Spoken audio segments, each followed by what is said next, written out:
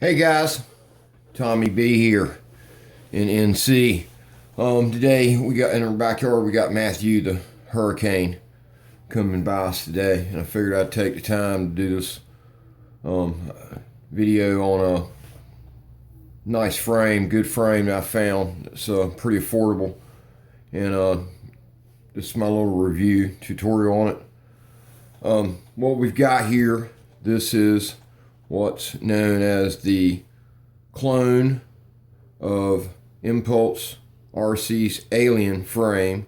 This is what's known as a Martian 2 X-frame multi-rotor drone quadcopter, whichever label you want to use there.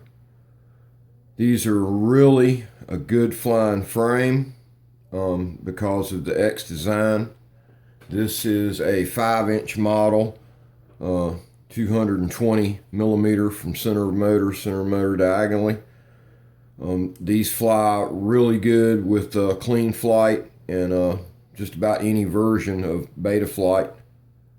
And here's my take on it. This is my first one I have, and I'm doing some improvements and modifications to it, so hence it's back apart again.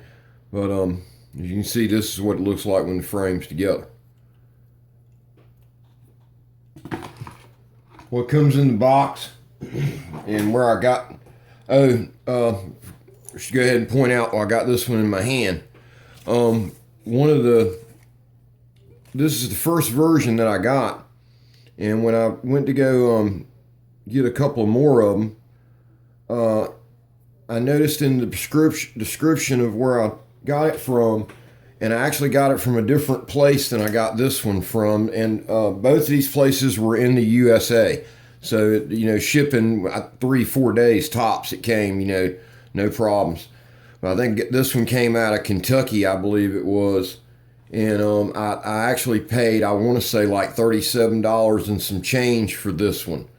And its description, it was Martian 2 quadcopter PDB, 4 millimeter thick arms, and which is a feature that you want to make sure you're getting when you get one of these, particularly the clone, the knockoff of the Alien. The Alien is known for its quality of carbon fiber plate. That's what's specific and nice, very nice about an Alien frame. Difference when I got this one here, in its description, it said 3K carbon fiber reptile Martian 2 220 mini quadcopter frame with PDB, which is power distribution board, 4 millimeter arms. And power just blinked. Like I told you, you've got that storm going on here, guys. I hope I don't lose power. But anyway, this is my review and will become a tutorial. I'm going to do a series of videos on this specific build, and I try to use a recipe for building them where they're dependable, reliable, heavy duty, easy to maintain and take care of. And like I told you, it's an exceptionally good flying multi-rotor. It flies really good. These are the pieces that come in the box. And like I said, this version here, when I ordered it off the internet, I got it off of eBay, and the name of the store was HKG Store. It came from a USA warehouse, and it tells you that in their ad on there. I paid $33.50 for the improved carbon one now. I paid lesser money than the first version I got. And remember, it's the tighter weave of carbon now. It's the nicer carbon than the first version I got. You can tell by the grain of the carbon. The most recent one, the grain is smaller, and what it is, that's the twill of the carbon in it. And got it, and I was just really impressed that the quality of that went up for lesser money. But anyway, you got your bottom plate right here, and it's 2.0 millimeter thick. And I'm gonna put this away as I'm showing you. Okay, then you got your top plate right here. This is 1.5 millimeter thick, and hence, you have your cutout up front for the camera, and hole back here for your VTX antenna. Then you got your arms, and when you're looking for one of these to buy, you want to make sure you get the one with the 4 millimeter thick arms. That's another part in the description you want to pay attention for. Arms, of course, you got your 4 arms. Got this little alien shaped reinforcement plate here. They usually go on the back like right here like this, and have some little short standoffs that hold it off. I'm assuming it was some type of protection for the coaxial right here, and where your bulkhead mount comes through to put your FPV antenna. I personally don't use it. You could, I'm sure it's the reason, it's designed to do that. These are the camera mounts for this. The type of camera this particular frame is built for is what's known as 1177, I believe it is. Common 600, 700 TVL FPV camera. And these have a really nice camera mount that you can either, your angle right here can be relatively flat or to highly pitched 45 degrees. It's like some Matty stunt stuff. Where the camera's all jacked out here straight ahead like that. But it's, like I said, it's got a nice camera mount there. Hence in that, these are your camera pieces. It has this plate right here that sits atop your flight controller mount, and what I do is I put my VTX on top of this. It makes a really nice, neat setup right here that in the next couple of videos, of course, you'll see all this going together, and you know how that's applied.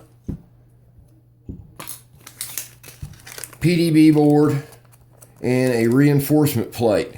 And the reason they have that reinforcement plate, there's 2 reasons this comes with this Martian model, is actually ImpulseRC's Alien. Their PDB is real thick and heavy duty, and the PDB board acts as part of the structure and integrity of the build. As you notice, your screws are going through PDB plate, and that has a lot to do with the strength of how that's put together right in there, and hence that's its design. And you can use this PDB board, and you could, of course, you have to jump off of it and do some little regulators and such to catch your power for your flight controller and your power for your VTX and your FPV gear.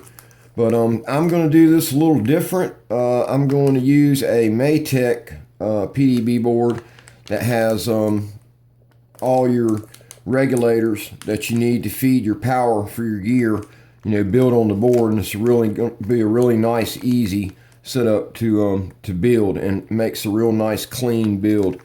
I've got some, and then the reinforcing plate, that's why they sent that. One is for the strength of it, because it added to the strength of the build there. Also acts as a insulator between the PDB board and the carbon plate. Carbon plate conducts electricity, and you want to keep any thing from touching the carbon plate.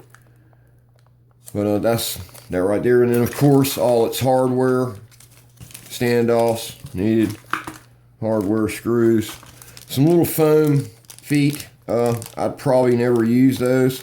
I actually have some friends that do 3D printing work, and I get them to make me some little feet and stuff, and other pieces to a build if I want it.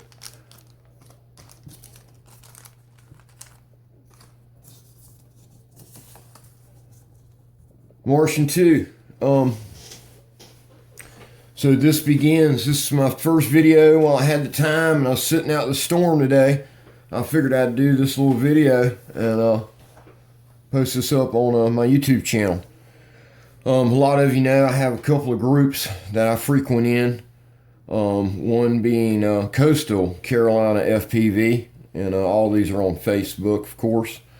And then I also have Lords of the Sky group, multi-rotors, quadcopters, drones, enthusiasts.